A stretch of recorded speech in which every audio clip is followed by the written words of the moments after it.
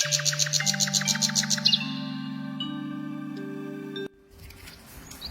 സീതാറാം.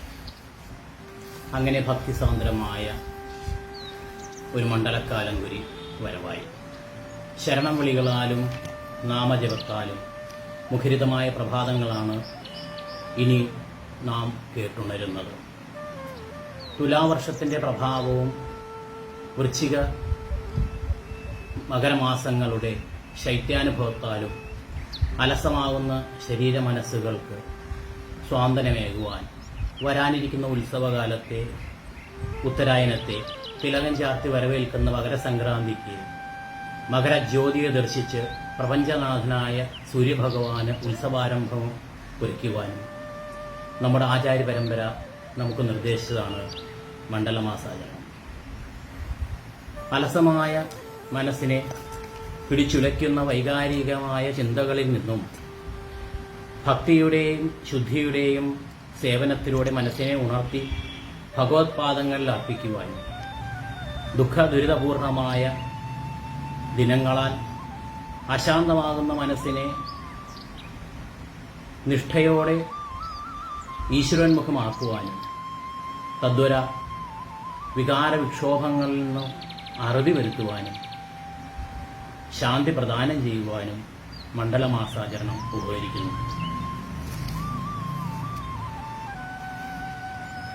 മണ്ഡലമാസം കാലം 41 ദിവസമായിട്ടാണ് കണക്കാക്കി വരുന്നത്. സൂര്യനും ചന്ദ്രനും സ്വാധീനിക്കാത്ത ജീവരാശികളില്ല. സൂര്യൻ പ്രാണകാരകനും ചന്ദ്രൻ മനക്കാരകനുമാണ്.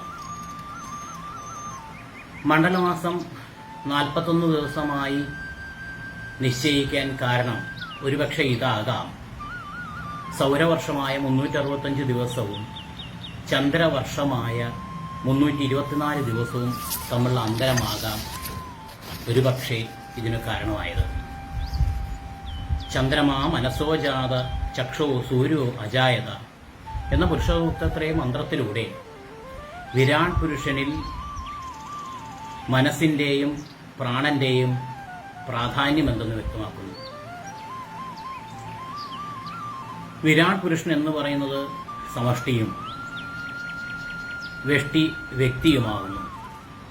ചലേ വാദേ ചലേ ചിത്തം നിശ്ചലേ നിശ്ചലം ഭവേത് എന്ന ഘടയോഗ പ്രദീപിക പ്രകാരം മനസ്സും പ്രാണനും തമ്മിലുള്ള ബന്ധം എടുത്തു പറയുന്നുണ്ട്. ഇങ്ങനെ ചഞ്ചലമായ മനസ്സിനെയും പ്രാണനെയും നിയന്ത്രിക്കുവാൻ ഒരു സാധനാ കാലം അനിവാര്യമായി വരുന്നു. അതാണ് മണ്ഡലാചരണം. ചെങ്കോട്ടുകോണം ശ്രീരാമദാസ ആശ്രമത്തിൽ മണ്ഡലക്കാലം ഉത്സവ ദിനങ്ങളാണ്. വൃശ്ചികാരംഭം മുതൽ അഖണ്ഡമായി നടന്നു വരുന്ന ശ്രീരാമായണ പാരായണത്താലും ശ്രീരാമ പട്ടാഭിഷേകത്താലും ഒരു അവാച്യമായ ദിവ്യ അനുഭവമാണ് ആശ്രമഭക്തർക്ക് കാഴ്ചവെക്കുന്നത്. ദിവസവും തുഞ്ചത്ത് രാമാനുജൻ എഴുത്തച്ഛനാൽ വിരചിതമായ അധ്യാത്മരാമായണം സമ്പൂർണമായി പാരായണം ചെയ്യുന്ന ഒരു ധന്യ തീർത്ഥം കൂടിയാണ് ആശ്രമം. വിശേഷ ദിവസങ്ങളിൽ ഹോമങ്ങളും അഖണ്ഡ നാമജപങ്ങളും ലക്ഷാർച്ചനകളും അന്നദാനവും അഖണ്ഡ രാമായണ പാരായണവും ശ്രീരാമ പട്ടാഭിഷേകത്താലും സമ്പന്നമാണ് ഈ ആശ്രമാന്തരീക്ഷം. 1920 ആശ്രമസ്ഥാപകാചാര്യനായ ബ്രഹ്മശ്രീ നീലകണ്ഠ ഗുരുവാതിര തുടക്കം കുറിച്ചതാണ് സമ്പൂർണ്ണ രാമായണ പാരായണ സമ്പ്രദായം. ധനുവിലെ തൃക്കേട്ട നക്ഷത്രത്തിലാണ് ആ മഹായതിവര്യന്റെ തിരു അവതാര ജയന്തി. അന്നുവരെയാണ് ആശ്രമത്തിൽ മണ്ഡലമാസമായി ആചരിക്കുന്നത്. ആശ്രമത്തിലെ ശ്രീരാമ പട്ടാഭിഷേകം സമാനതകളില്ലാത്ത ഒരു ദിവ്യ അനുഭൂതിയാണ് ഏവർക്കും പ്രദാനം ചെയ്യുന്നത്. പരമപൂജനീയായ 2 ഗുരുക്കന്മാരും ആത്മാരാമഭാവത്തിലാണ് പട്ടാഭിഷേകം നടത്തിയിരുന്നത്. ആ മഹാദൃശ്യം നേരിട്ട് കണ്ട് അനുഭവിക്കുവാനും ആ ദിവ്യ വിഭൂതികൾ ഏറ്റുവാങ്ങാനും ഭാഗ്യസിദ്ധിച്ച അനേകായിരങ്ങൾ ഇന്നുമുണ്ട്. ആ മഹായോഗീശ്വരന്മാർ അവരുടെ കഠിനമായ തപശ്ചര്യകളിലൂടെ ആർജിച്ചെടുത്ത ബ്രഹ്മാനുഭൂതിയെ ആത്മാരാമ പട്ടാഭിഷേകത്തിലൂടെ തത്തുല്യമായ ദൃശ്യാനുഭവമാണ് ഭക്തർക്ക് പകർന്നു നൽകിയത്. തന്റെ ഗുരുനാഥനായ ബ്രഹ്മശ്രീ നീലകണ്ഠ ഗുരുപാദരുടെ ജീവചരിത്രം പാദപൂജ എന്ന ഗ്രന്ഥത്തിലൂടെ സ്വാമി സത്യാനന്ദ സരസ്വതി തൃപ്പാദങ്ങൾ ഈ ആത്മാരാമ പട്ടാഭിഷേകത്തിന്റെ ദിവ്യ അനുഭവങ്ങളെ നമുക്ക് വിവരിച്ചു തരുന്നുണ്ട്.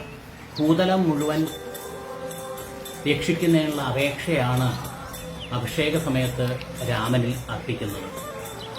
ആത്മാരാമാവസ്ഥയിൽ രാമനെ ആത്മസ്ഥനായി കണ്ടുകൊണ്ട് ആ സങ്കല്പത്തിൽ താതാത്മ്യം പ്രാപിച്ചുകൊണ്ടുമാണ് അഭിഷേകം നടത്താറുള്ളത്. ഭഗവാൻ ശ്രീരാമചന്ദ്രനെ സ്വീകരിക്കുന്നു തുടങ്ങി അനുക്രമമായി നടക്കുന്ന ഒരുക്കങ്ങളെല്ലാം തന്നെ രാമനെ കേന്ദ്രീകരിച്ച് അനുഭവിക്കുന്ന യോഗ അനുഭൂതികളാണ്.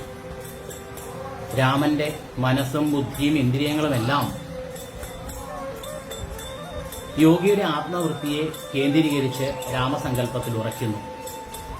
ആത്മാരാമ പദവിയിൽ പ്രപഞ്ചം മുഴുവനും രാമനിൽ കേന്ദ്രീകരിക്കുന്നതായും പുൽക്കൊടി മുതൽ സർവചരാചരങ്ങളും രാമനെ ശ്രദ്ധിച്ചുകൊണ്ട് പുഷ്പവൃഷ്ടി നടത്തുന്നതായും അനുഭവപ്പെടും.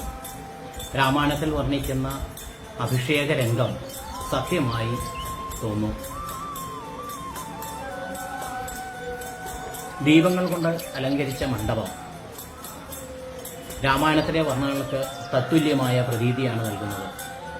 പിച്ചക ഹാരം ചാർത്തി കരിക്ക്, പനിനീര്, തീർത്ഥജലം എന്നിവകളാൽ അഭിഷേകം ചെയ്ത് കർപ്പൂര ആരതിയോടുകൂടി പുഷ്പവൃഷ്ടി നടത്തുന്നു. യുദ്ധകാന്ഡം കഴിഞ്ഞ് ഉത്തരകാണ്ഡത്തിലെ 8 വരികൾ കൂടി വായിച്ച് സമർപ്പിക്കുന്നു. അതിനുശേഷം വിഭൂതിയും പ്രസാദവും നൽകി നടയടയ്ക്കുന്നു. മണ്ഡലക്കാലം സമ്പൂർണ്ണമാകുന്നത് ബ്രഹ്മശ്രീ നീലകണ്ഠ ഗുരുപാദരുടെ അവതാര ജയന്തിയോടുകൂടിയാണ്.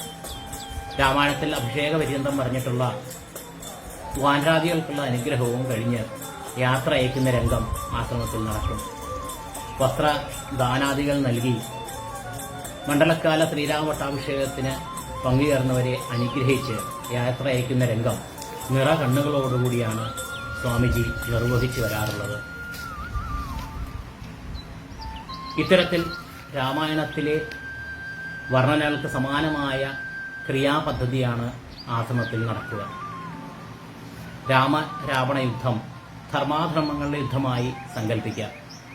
ഇങ്ങനെ സമൂഹത്തിൽ പൊതുവെയും അവനവനിൽ പ്രത്യേകിച്ചും ഉടലെടുക്കുന്ന രാമരാവണ യുദ്ധത്തിൽ സകല ദുഷ്ട വിചാരങ്ങളെയും രാക്ഷസീയ ചിന്തകളെയും നിഗ്രഹിക്കപ്പെടുന്നു.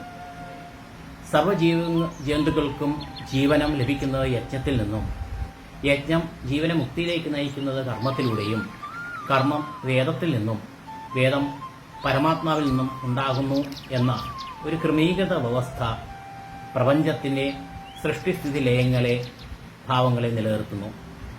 ഈ വ്യവസ്ഥയെ ആസുരീക വൃത്തിയിലൂടെ ആക്രമിച്ചടക്കിയവനാണ് രാവണൻ.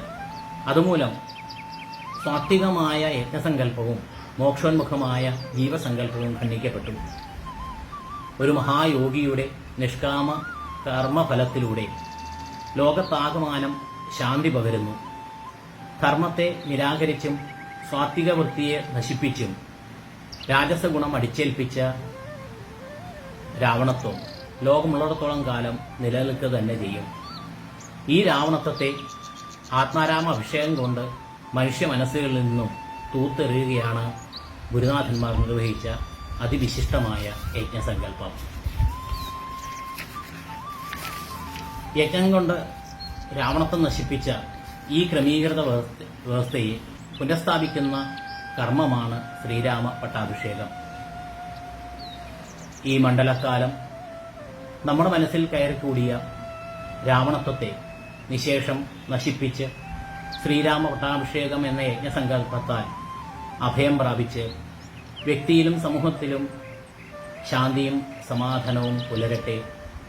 ഏവർക്കും മണ്ഡലക്കാലത്തിന്റെ ആശംസകളോടെ ജയ് സീതാറാം.